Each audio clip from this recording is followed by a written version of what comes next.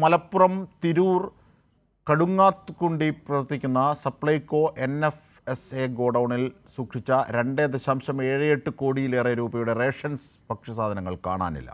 Internal audit വിഭാഗം നടത്തിയ പരിശോധനയിലാണ് ക്രമക്കേട് കണ്ടെത്തിയത്. ഡിപ്പോ മാനേജറുടെ പരാതിയിൽ പോലീസ് കേസെടുത്ത് അന്വേഷണം തുടങ്ങിയ വിവരങ്ങളുമായി സ്വാലിഹ് ചേരുന്നു. സ്വാലിഹ്, എങ്ങനെയാണ് ഇത്തരത്തിൽ ഭക്ഷ്യസാധനങ്ങൾ കാണാതാകുന്ന സാഹചര്യം? പ്രാഥമിക വിവരങ്ങൾ.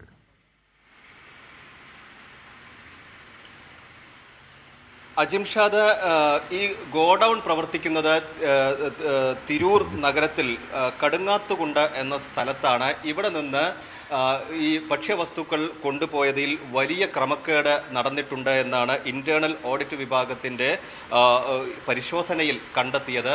ഇത് സംബന്ധിച്ച് ഡിപ്പോ മാനേജർ ഇന്റേണലായിട്ട് തന്നെ പരാതി കൈമാറുകയും ചെയ്തിരുന്നു. തുടർന്ന് റീജിയണൽ ഓഡിറ്റ് വിഭാഗം പരിശോധിച്ച ഈ ക്രമക്കേട് വീണ്ടും സ്ഥിരപ്പെടുത്തുകയും ചെയ്തു. തുടർന്നാണ് പോലീസിൽ പരാതി നൽകിയത്. കൽപ്പകഞ്ചേരി പോലീസിലാണ് പരാതി നൽകിയിരിക്കുന്നത്. 2.78 കോടി രൂപയുടെ ഭക്ഷ്യവസ്തുക്കളാണ് ഇവിടെ നിന്ന് കാണാതായിരിക്കുന്നത്.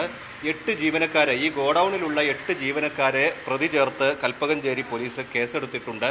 8 പേരെയും നിലവിൽ സസ്പെൻഡ് ചെയ്യുകയും ചെയ്തിട്ടുണ്ട്. ഇപ്പോൾ ജില്ലാ പോലീസ് മേധാവിയുടെ നിർദ്ദേശമനുസരിച്ച് താനൂർ DYSP VV ബെന്നിക്കാണ് ഇതിൻ്റെ അന്വേഷണ ചുമതല നൽകിയിട്ടുള്ളത്. ഈ ജീവനക്കാരെയും ഒപ്പം ഈ ഗോഡൌണിൽ നിന്ന് റേഷൻ കടകളിലേക്ക് ഭക്ഷ്യവസ്തുക്കൾ കൊണ്ടുപോയ കരാറുകാരെയും എല്ലാം വിശദമായി ചോദ്യം ചെയ്യാനാണ് പോലീസ് ഒരുങ്ങുന്നത്.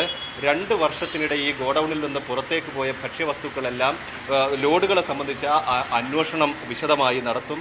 269 റേഷൻ കടകളിലേക്കാണ് നിലവിൽ ഈ ഗോഡൌണിൽ നിന്ന് ഭക്ഷ്യവസ്തുക്കൾ കൊണ്ടുപോകുന്നത്.